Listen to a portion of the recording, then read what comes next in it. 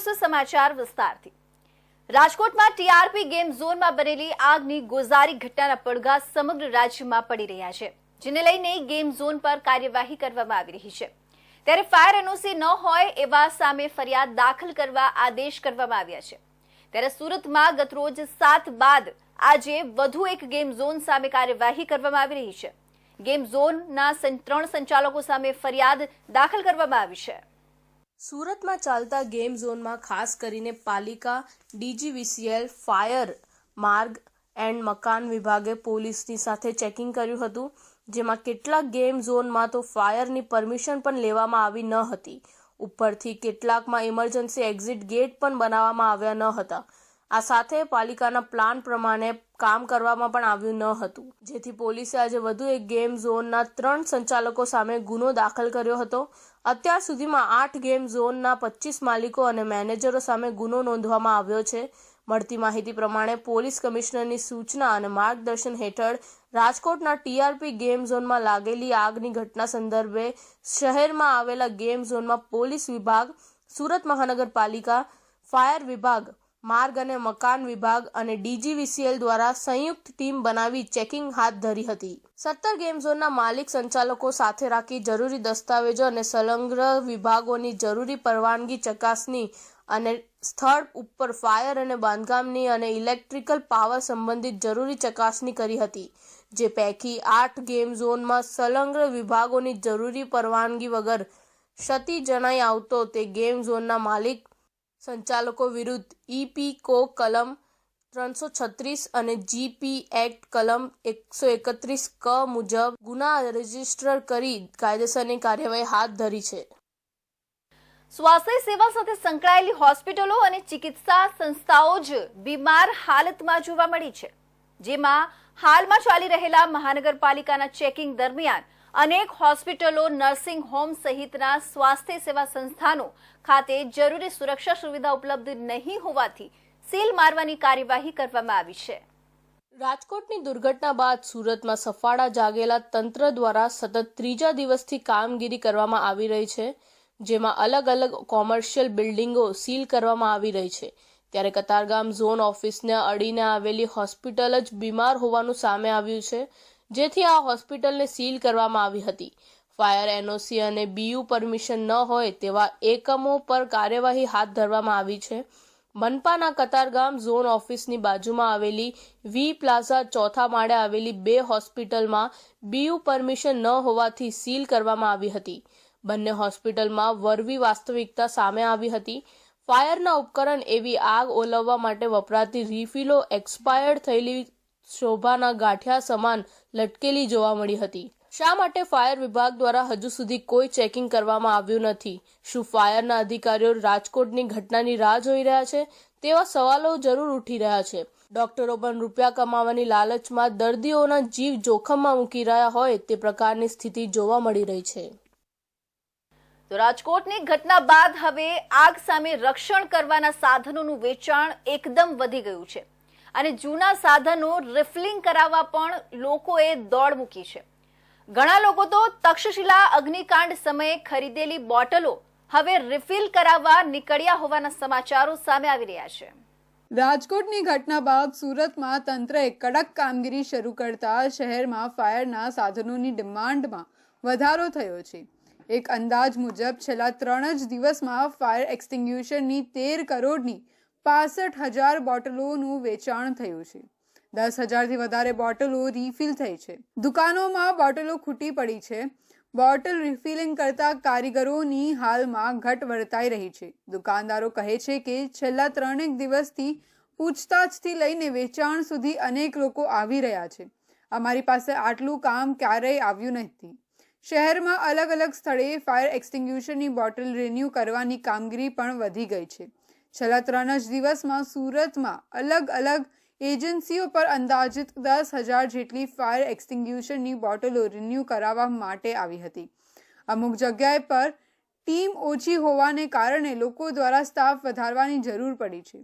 સુરતમાં 30 જેટલી ફાયર એક્સટિંગ્યુશનની બોટલો રિન્યૂ કરવા માટેની દુકાનો છે। વેપારીઓ સહિત અનેક ઇન્ક્વાયરી છે। ફાયર એક્સટિંગ્યુશનનું વેચાણ પણ વધી ગયું છે। ફાયરને લઈને ખૂબ જ લોકો દ્વારા ઇન્ક્વાયરી કરવામાં આવી રહી છે, જેના અમુક એજન્સીઓ પાસે કામ 2 થી 10 દિવસ સુધીનું વેઇટિંગ ચાલી રહ્યું છે. કસ્ટમર હતા જેમને અમે ફાયર એક્સટિંગ્વિશર સેલ કરતા હતા, એમને અમે ફોન કરીને રેગ્યુલર બેઝ પર અપડેટ કરાવતા હતા. તો એ લોકો પણ ઘણા બધા નહોતા કરાવતા, પણ હવે અત્યારે એ લોકો અને પ્લસ બીજા એમ કરીને ડેલી જે અમારા 10 થી 15 બોટલ જ ફાયર એક્સટિંગ્વિશરના રિફિલ થતા હતા, જે હાલની તારીખે અત્યારે 100-125 સુધી પહોંચી ગયો છે ફિગર. હા, એટલે આ લોકો માટે પણ એ એકદમ આગમચેતીના પગલાં જેવું છે. એકવાર આપણને ચાન્સ મળ્યો પછી પણ આપણે એને ઇગ્નોર કરીએ છીએ, અને ઇગ્નોર કર્યા પછી બીજી ઘટના જ્યાં સુધી નથી બનતી ત્યાં સુધી આપણે એના પર બિલકુલ ધ્યાન આપતા નથી. જે હવે પછી આપણે દરેક વ્યક્તિએ જાગૃત થવું જોઈએ, અને આના માટે જે પણ સેફટી માટે જે ઇક્વિપમેન્ટની જરૂર હોય તે આપણે લેવા જોઈએ. દુકાનદારો કહે છે કે તક્ષશિલા વખતે ફાયર એક્સટિંગ્યુશરની જે ડિમાન્ડ હતી તેનાથી પણ વધુ ડિમાન્ડ છે. સામાન્ય દિવસોમાં એક દિવસમાં માંડ 2 બોટલ વેચાતી, ક્યારેક 3-4 દિવસમાં એક પણ વેચાતી ન હતી, જ્યારે છેલ્લા 3 જ દિવસમાં 1000થી વધારે બોટલોનું વેચાણ થયું છે. સ્ટાફ ખૂટી પડ્યો છે. મારા ફોનમાં 2 દિવસમાં 500 કોલ આવ્યા છે. ફાયર એનઓસી રિન્યૂ કરાવવા 15 કોલ આવ્યા છે. એ રીતે જોતા સુરત સહિત દરેક શહેરમાં આ જ સ્થિતિ જોવા મળી રહી છે, અને લોકો સરકારી કાર્યવાહીથી બચવા હવે સાધનો લેવા દોડ મૂકી રહ્યા છે. રાજકોટમાં ધેટ ઝોન સમા ગેમ ઝોનમાં માત્ર અધિકારીઓ જ નહીં પરંતુ નેતાઓ પણ દોષિત હોવાનું કહેવાય રહ્યું છે. ત્યારે સુરતમાં પણ દીવા તળે અંધારું હોય તેમ શાસક પક્ષના નેતાઓ દ્વારા નિયમોની એસી તેસી કરાઈ હોવાનું ઉજાગર થયું છે. રાજકોટની ઘટના બાદ સફાળી જાગેલી સરકારે તમામ ગેરકાયદેસર ચાલતા એકમો વિરુદ્ધ કાર્યવાહીના આદેશ આપ્યા બાદ ઠેક ઠેકાણે કાર્યવાહી દોર શરૂ થઈ ગયો છે. ત્યારે ખુદ શાસક પક્ષના નેતા જ નિયમોને ધોડીને પી ગયા હોય તેમ ફૂડ કોર્ટ ચલાવતા હતા, જેના પર લાલ આંખ કરીને બંધ કરી દેવામાં આવ્યું છે. ત્યારે લોકો સવાલો ઉઠાવી રહ્યા છે કે શું કાયમી માટે નેતાઓ નિયમો પાળશે કે પછી માત્ર લોકોને જ પાળવાના છે. રાજકોટ અગ્નિકાંડની ઘટના બાદ ફાયર વિભાગ જાગ્યું છે, જેણે શાસક પક્ષના દંડક ધર્મેશ વાણિયાવાલાનું ફૂડ કોર્ટ સીલ કરી દીધું છે. ધર્મેશ વાણિયાવાલા દ્વારા પાલ રોડ પર ગેલેક્સી સર્કલ પાસે નિયમોની એસી તેસી કરીને ફૂડ કોર્ટ ચાલુ કરી દેવામાં આવ્યું હતું. એનઓસી નહીં હોવા છતાં પણ તંત્ર દ્વારા આ લા પેન્ટોલા નામનું ફૂડ કોર્ટ ચાલવા દેવાયું હતું. 3 દિવસ સુધી તંત્ર દ્વારા તેને બચાવવાનો પ્રયાસ કરાયો હતો. નિયમ વિરુદ્ધ ચાલતા ફૂડ કોર્ટ પર સવાલો ઊભા થયા હતા, જેથી હવે તેને બચાવી શકાશે તેમ નહીં લાગતા ચોથા દિવસે ફાયર બ્રિગેડ દ્વારા આ ફૂડ કોર્ટને પણ સીલ મારી દેવામાં આવ્યું હતું. ખુદ મનપાના શાસક પક્ષના દંડકનું જ ફૂડ કોર્ટ સીલ થઈ જતા અત્યાર સુધી કેવી લાલિયાવાડી ચાલતી હતી તેની મનપા કચેરીમાં ભારે ચર્ચાઓ ચાલી રહી છે. તો લોકોમાં ચર્ચા છે કે આ તો એક જ નેતાનું સામે આવ્યું, આવા તો અઢળક નેતાઓ છે જેની ગેરકાયદે પ્રવૃત્તિઓ પર સામાન્ય લોકોની જેમ જ કાર્યવાહી થવી જોઈએ. તો આ તરફ રાજકોટમાં ટીઆરપી ગેમ ઝોનમાં બનેલી ઘટનાને પગલે સુરત જિલ્લામાં બારડોલીનું વહીવટી તંત્ર પણ હવે મોડે જાગીને ફાયર સુવિધા અંગે નગરમાં તપાસ શરૂ કરી છે. તપાસ દરમિયાન 2 મોટા બહુમાળીને 30 થી વધુ દુકાનો સીલ કરી હતી, જ્યારે અન્ય 21 થી વધુ મોટા બિલ્ડિંગ, માલ તેમજ અન્ય દુકાનોમાં સર્વે કામગીરી અંગે 5 જેટલી ટીમો બનાવીને કામગીરી શરૂ કરવામાં આવી છે. રાજકોટના અગ્નિકાંડ બાદ સુરત જિલ્લાનું બારડોલીનું તંત્ર પણ હરકતમાં આવ્યું હતું. બારડોલી ફાયર વિભાગ, પાલિકા, મામલતદાર, પોલીસ તંત્ર સહિતની ટીમ બનાવી બારડોલી નગરમાં સર્વેની કામગીરી હાથ ધરવામાં આવી હતી. નગરની 21 બહુમાળી બિલ્ડિંગના સર્વેની કામગીરી કરવામાં આવી હતી. બારડોલી નગરના અસ્તાન રોડ પર આવેલ 2 બહુમાળી બિલ્ડિંગની દુકાનોને ફાયર સેફટીના અભાવે સીલ કરી હતી. બારડોલી નગરપાલિકામાં ટીમે 5 જેટલી ટીમો બનાવી સવારથી અલગ અલગ મિલકતોનો સર્વે કામગીરી શરૂ કર્યો હતો. જે આપણે રાજકોટમાં જે ગોઝારો હોનારત થઈ છે એ હિસાબે જે ગુજરાત રાજ્ય સરકારમાંથી અમને જે ઓર્ડર મળ્યા છે એ હિસાબે અમે બધી બિલ્ડિંગમાં સર્વે કરી રહ્યા છે. જેમાં ફાયર એનઓસી નથી, ફાયરની સિસ્ટમ લાગી નથી, તેને તાત્કાલિક ધોરણે અમે ચેક કરી ને સીલ મારવાનું કામ ચાલુ છે. હાલમાં અત્યારે 2 બિલ્ડિંગને સીલ મારી છે બારડોલીમાં, ને કુલ 21 બિલ્ડિંગ જેવી અમે ચેક કરી છે ને ધીરે ધીરે એને બી સીલ મારીશું. જી, અત્યારે અમે બારડોલી આપણે મામલતદારમાંથી 5 એક ટીમ આપણે ડિક્લેર કરી છે ને ટીમ વાઇઝ કામ થઈ રહ્યું છે ને બધી ટીમ સાથે કામ કરી રહી છે ને અમારી સાથે અત્યારે નગરપાલિકાનો સ્ટાફ છે, પોલીસનો સ્ટાફ છે ને સાથે મળીને અમે આ કાર્ય કરી રહ્યા છીએ. બારડોલી વહીવટીતંત્રએ ફાયર વિભાગ સાથે રાખી 20 જેટલી બહુમાળી બિલ્ડિંગનો સર્વે કર્યો હતો. દ્વારા જે બિલ્ડિંગોમાં ફાયર સેફટી કે એનઓસી ન હોય તો તેને સીલ કરી દેવામાં આદેશ કરાયો હતો, જેથી નગરપાલિકાએ અસ્તાન માર્ગ પર આવેલી સ્ટાર વ્યૂ એપાર્ટમેન્ટ અને અરિહંત કોમ્પ્લેક્સની 30 જેટલી દુકાનો સીલ કરી હતી. તો ભરૂચ તાલુકાના આમદડા ગામ નજીક આવેલી HDFC બેંકને તસ્કરોએ નિશાન બનાવી બેંકની તિજોરી ટ્રેક્ટર વડે ખેતરમાં ખેંચી તોડવાનો નિષ્ફળ પ્રયાસ કર્યો હતો. આ ઘટનાની જાણ થતાં જ તાલુકા પોલીસ મથક સહિત ઉચ્ચ અધિકારીઓ સ્થળ પર દોડી આવી તપાસ હાથ ધરી છે. ભરૂચ જિલ્લામાં તસ્કરો બેફામ બન્યા હોય તેમ લાગી રહ્યું છે. ભરૂચ તાલુકા પોલીસ મથકના વિસ્તારમાં આમદડા ગામ નજીક HDFC બેંક આવેલી છે. આ બેંકને ગતરોજ રાત્રિના તસ્કરોએ નિશાન બનાવી તેનું શટલ તોડી અંદર રહેલી બેંકની તિજોરીને બહાર લાવી ટ્રેક્ટર વડે ખેંચીને ખેતરમાં લઈ ગયા હતા.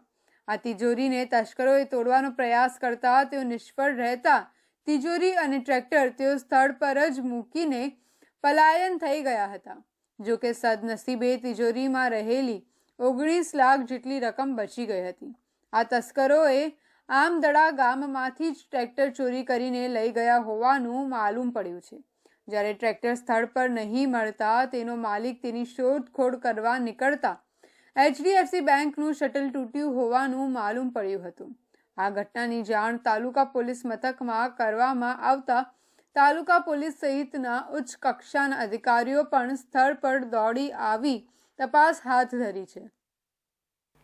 ગિરી મથક સાપુતારા સહિત ડાંગ પંથકમાં વાતાવરણમાં અચાનક પલટો આવ્યો છે. ગિરી કંદરામાં ગાઢ ધુમ્મસ છવાતા ખુશનુમા માહોલ સર્જાયો હતો. તો સહેલાણીઓ વેકેશનના કારણે સાપુતારામાં ફરવા આવતા જ હોય છે, તો તે લોકોમાં પણ ખુશીનો માહોલ જોવા મળ્યો હતો.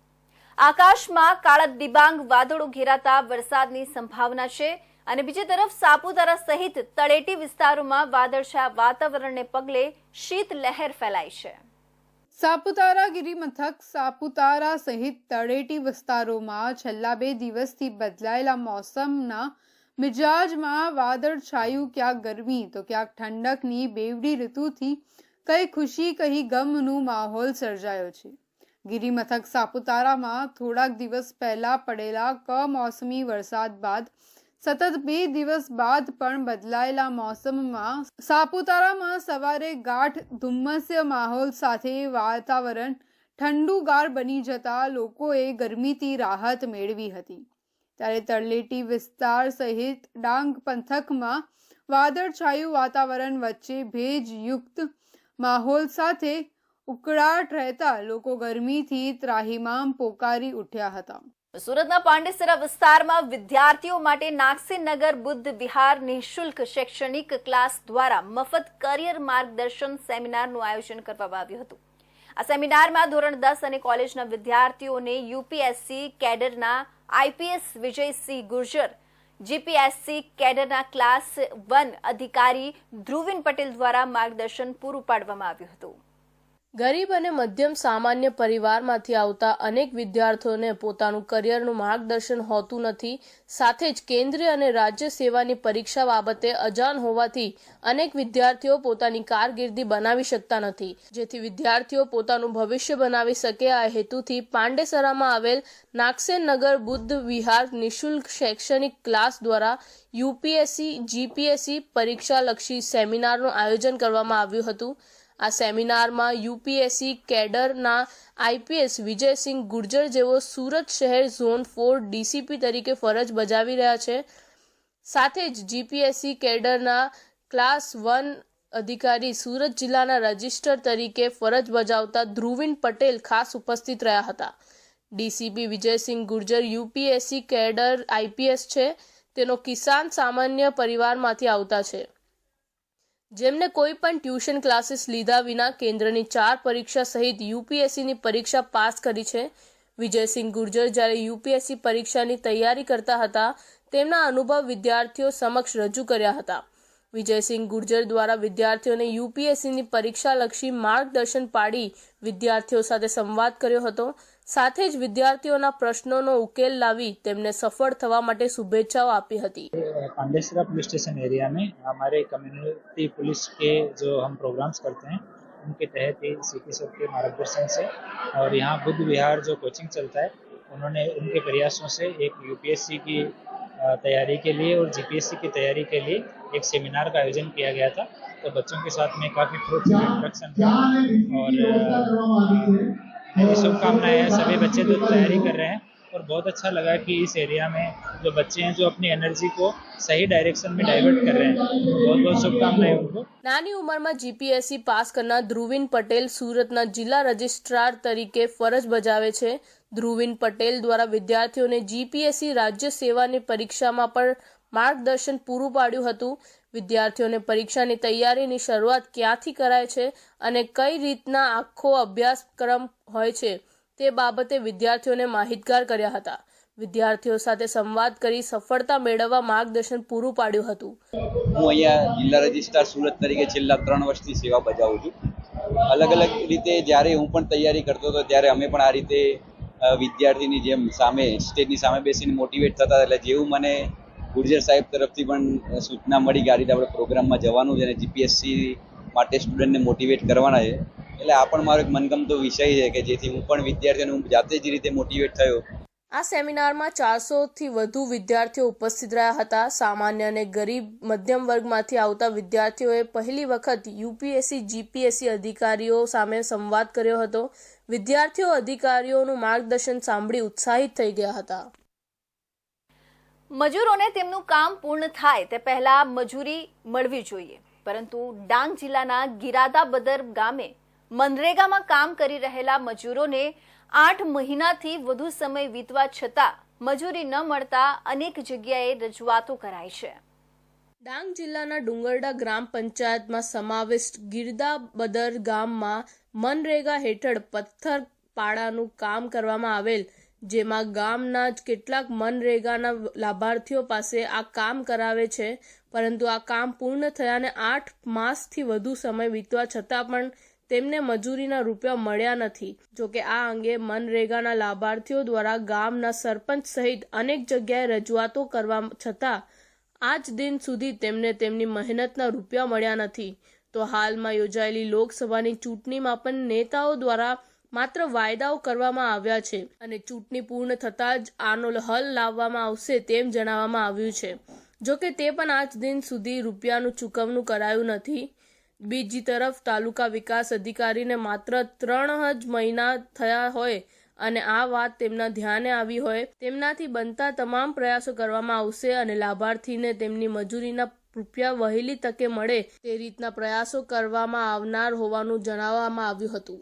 નરેગાનું કામ કરેલું છે, પથ્થરપાડનું કામ કરેલું ને અમારું પંચાયત છે તો ડુંગરડા ગ્રામ પંચાયત ને સરપંચનું નામ છે તો વસંતીબેન રાજેશભાઈ ચૌધરી ને હજુ પણ છે તો અમને પેમેન્ટ નથી આપ્યું. 8 માસ થઈ ગયા છે, હજુ પણ પેમેન્ટ નથી આપ્યું. તો વારંવાર મજૂર લોકો અમને બોલી પડે છે કે પેમેન્ટ કેમ નથી આપતા. અમે પૂછવા જઈએ ત્યારે ગાર્ડ આપે, કોઈ વાર ગાર્ડ આપી દે ફોન પર, પણ અમે કંઈ નથી, હજુ પણ કંઈ નથી એને કીધું. અમે બીજાને રજૂઆત કરતા છે, તાલુકાવાળાને, જિલ્લાવાળાને, એ લોકોને પણ રજૂઆત કરતા છે, પણ એ છે તો એને પૂછે તો એને પણ છે તો સીધો જવાબ નથી આપતો સરપંચ. એટલે અમે બી જઈએ તો ક્યાં જઈએ, હજુ સુધી અમે એ સરપંચ પાસે, તાલુકાવાળા સરપંચ પાસે એમ કરીને આટલા સમય કાઢી નાખ્યા, હજુ પણ એ લોકોએ પેમેન્ટ નથી આપ્યું. ડુંગરડા ગ્રામ પંચાયત દાબદર ગામનું જે મનરેગાનું પથ્થરપાડાનું જે કામ હતું એમાં 8 માસ પહેલાં કંઈક થયેલું હતું. એમાં કંઈક મજૂરોને કંઈક પેમેન્ટ મળેલ નથી તે બાબતે ધ્યાને આવેલ છે. જેમાં હું મારા થકી જે પણ કંઈ કાયદેસર કાર્યવાહી કરવાની થતી હશે તે હું કરીશ અને મજૂરોને ન્યાય મળે તે મુજબ હું કાર્યવાહી કરીશ. હાલ મારી પાસે આવી કોઈ રજૂઆત કે માહિતી મને મળેલ નથી, તેમજ મારે આવ્યાને લગભગ 3 માસ જેટલો સમય થયેલ છે. તો હું મારા થકી જે પણ કાર્યવાહી કરવાની થતી હશે અને મજૂરોને ન્યાય મળે એ મુજબ હું કામગીરી કરીશ. સુરત શહેરમાં સામાજિક તત્વોની દાદાગીરી ફરી એકવાર સામે આવી છે. કાર ઉપર ટીવી પ્રેસનું બોર્ડ મારી લુખ્ખાગીરી કરી રહેલા તત્વોનું વિડીયો સોશિયલ મીડિયામાં વાયરલ થઈ રહ્યું છે. સુરત પોલીસ દ્વારા અસામાજિક તત્વો સામે લાલ આંખ કરવામાં આવી રહી છે, ત્યારે હાલ પણ અનેક લોકો જાણે પોલીસને ચેલેન્જ આપી રહ્યા હોય એવું લાગી રહ્યું છે. હાલ સુરતના ઉધના વિસ્તારમાં આવેલા BRC મહાપ્રભુનગરના નામે એક વિડીયો વાયરલ થઈ રહ્યો છે. આ વિડીયોમાં સાફપણે દેખાય છે કે બ્લેક કલરની કારમાં આવેલા 4 થી 5 ઈસમો જાહેર રસ્તા ઉપર લોકો સાથે દાદાગીરી કરી તેઓને મારી પણ રહ્યા છે. આ તત્વોએ થોડાક સમય આખો રોડ બાનમાં લઈ લીધો હતો. ટીવી પ્રેસનું બોર્ડ મારેલી કારમાંથી નીકળેલા આ ઈસમોએ ફૂલ વોલ્યુમમાં મ્યુઝિક વગાડી હાથમાં બોટલો લઈ ઝૂમતા વિડીયોમાં નજરે પડે છે. આ વાયરલ વિડીયો સામે તપાસ કરી કાર્યવાહી કરવાની માંગ પણ કરવામાં આવી રહી છે. હવે આ મામલે પોલીસ દ્વારા શું પગલાં ભરાય છે તે આવનારા દિવસોમાં સામે આવી જશે. વલસાડના ઉમરગામ GIDCમાં ઇન્ટિરિયર એન્ડ મોર કંપનીમાં આગ લાગી હોવાનું જાણવા મળ્યું હતું. વલસાડના ઉમરગામ GIDC વિસ્તારમાં આવેલી ઇન્ટિરિયર એન્ડ મોર કંપનીમાં આગ લાગી હતી. પ્લાસ્ટિકના ફૂલો બનાવતી કંપનીમાં આગ લાગતા દોડાધામ મચી ગઈ હતી. સંચાલકો દ્વારા તાત્કાલિક કામદારોને બહાર કાઢવામાં આવ્યા હતા. ઉમરગામ પોલીસ અધિકારીને આગની જાણ થતાં ઘટના સ્થળ પર કાફલા સાથે દોડી આવ્યા હતા. કંપનીમાં ચારેય તરફ વેસ્ટ મટીરિયલ જોખમી હોવા છતાં કંપનીની ઘોર બેદરકારી જોવા મળી હતી. ઉમરગામ GIDC વિસ્તારમાં નિયમોને નેવે મૂકી વધુ બાંધકામો કરતા અધિકારીઓ તગડી કમાણી કરી ચૂક્યા છે. આગ લાગનારી કંપની ઉપર બનાવવામાં આવેલા પતરાના શેડ કાયદેસર છે કે નહીં એવું જાણવા પ્રયત્ન કરી अधिकारियों तपास बाबते एक बीजा पर खो नाख्यो હતો. हम लोग ऑफिस में काम कर रहे थे, जैसे ही हमारे स्टाफ सीनियर हम लोग को इन्फॉर्म किया गया कि फैक्ट्री के पीछे की साइड पे आग लगा गया है, वैसे हम लोग सेफ्टी पॉइंट पे आ गए. हम यहाँ पे काम कर रहे थे तो पता चला कि बैक साइड पे पीछे के साइड आग लगी हुई है, तो हम तुरंत ही जो भी लेडीज अपने वर्कर थे स्टाफ थे उनको इन्फॉर्म किया और जो अपना सेफ पॉइंट है वहाँ पे उनको जमा करवाया. सभी प्रकार की सेफ्टी को ध्यान रखते हुए हमने, जब वो वर्कर से हमें इन्फॉर्म मिली कि बैक साइड में आग लगी है, तो हमने सबसे पहले अपने स्टाफ और बाकी वर्कर को सूचित किया कि ऐसा है, बैक साइड में आग लगी है, उनको सेफ्टी पॉइंट पे भेजा. सेफ्टी पॉइंट पे आप लोग जाओ. सेफ्टी पॉइंट पे वो लोग जैसे ही पहुंचे तुरंत हम लोगों ने फायर ब्रिगेड नोटिफाइड एरिया में और GIDC में इन्फॉर्म किया, और जो हमारे पास ABC सिलेंडर ABC जो सिलेंडर हैं उनसे हमने जितना हो सका उतना अपनी कंट्रोल किया, और बाकी जो नोटिफाइड एरिया की जो आई फायर ब्रिगेड उसने कंट्रोल करके आग को सीमित पकड़ा, और बाकी में कोई कंपनी का कोई वर्कर, कोई भी स्टाफ, कोई अंदर नहीं रहा और बिल्कुल कोई कुछ नहीं, कोई नुकसान नहीं हुआ. ઉમરગામ પાલિકા સહિત નોટિફાઈડ અને સરીગામ મળી 3 ફાયર ફાઇટરો ઘટના સ્થળે પહોંચી આગ પર કાબુ મેળવવા પ્રયાસ હાથ ધર્યા છે. રાજ્યમાં બનેલી માનવ સર્જિત ઘટનાઓના આરોપીઓને કડક સજા મળે તે માટે સુરતના એક સમાજ સેવક દ્વારા ઉપવાસ આંદોલન શરૂ કરાયું છે. સામાજિક કાર્યકર્તા JB જાનીએ 24 કલાક ઉપવાસ રાખી દોષિતોને ફાંસી આપવા માંગ કરી છે. રાજકોટના ગેમ ઝોનમાં બનેલ આગની ઘટનાના 28 જેટલા લોકોના મોત થયા છે, જેને લઈને સમગ્ર રાજ્યમાં શોક પ્રસરી ગયો છે. જવાબદાર લોકો વિરુદ્ધ સરકાર કડક કાર્યવાહી કરે તેવી લોકો માંગ કરી રહ્યા છે. ત્યારે સુરતના સામાજિક કાર્યકર્તા JB જાનીએ ઉપવાસ આંદોલન કરી દોષિતોને ફાંસીની સજા આપવા માંગ કરી છે.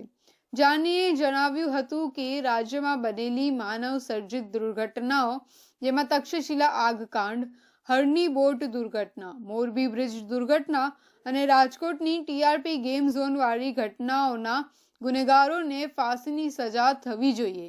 અગાઉ બનેલી ઘટનાઓમાં હાલ સુધી પણ કોઈને ફાંસીની સજા થઈ નથી. જ્યારે હાલ રાજકોટમાં બનેલી ઘટનાને પગલે લોકોમાં ખૂબ જ રોષ જોવા મળી રહ્યો છે. સુરતના સામાજિક કાર્યકર્તાઓએ 24 કલાક ઉપવાસ રાખી તમામને ફાંસી આપવામાં આવે એવી માંગ કરી છે. પોલીસે ઉપવાસ ઉપર બેસેલા JB જાનીની અટકાયત કરી કાયદેસરની કાર્યવાહી હાથ ધરી છે. સાહેબ, મારી એક જ લાગણી અને માગણી છે કે હાલના દિવસોમાં જ્યારે ગુજરાતમાં દુઃખદ ઘટના ઘટી હોય અને એ ઘટનાના પડઘા પૂરા વિશ્વમાં ગૂંજતા હોય તો આપણે ગુજરાતી તરીકે એક સામાજિક કાર્યકર તરીકે અમારી ફરજ આવે છે કે અમે જે લોકો આમાં કાળનો કોળિયો બન્યા છે, નિર્દોષ લોકોની જાન ગઈ છે, તેને અમે ન્યાય અપાવીએ. અને આમાં દોષિતોને અમારી એક જ લાગણી અને માગણી છે કે એને ફાંસીની સજા થાય. ઉપરથી નીચે સુધી કોઈ પણ આમાં દોષિત હોય, કેમ કે સાહેબ ગુજરાતે બહુ જ સહન કર્યું છે. રાજકોટની ઘટના બાદ સફાળે જાગેલા તંત્ર દ્વારા અનેક માર્કેટો, જીમ અને ગેમ ઝોન સીલ કરવામાં આવ્યા છે. આ સાથે મૃતકોને શ્રદ્ધાંજલિ આપવાના કાર્યક્રમો પણ યોજાઈ રહ્યા છે. અગ્નિકાંડના જવાબદારો સામે કડક પગલાં ભરવાની ખાતરી પણ સરકાર દ્વારા આપવામાં આવી છે. તો આ હતા સુરત બુલેટિનના મહત્વના સમાચાર. ફરી મળીશું નવા સમાચાર સાથે. ત્યાં સુધી જોતા રહેજો ઇન્ડિયા ન્યૂઝ.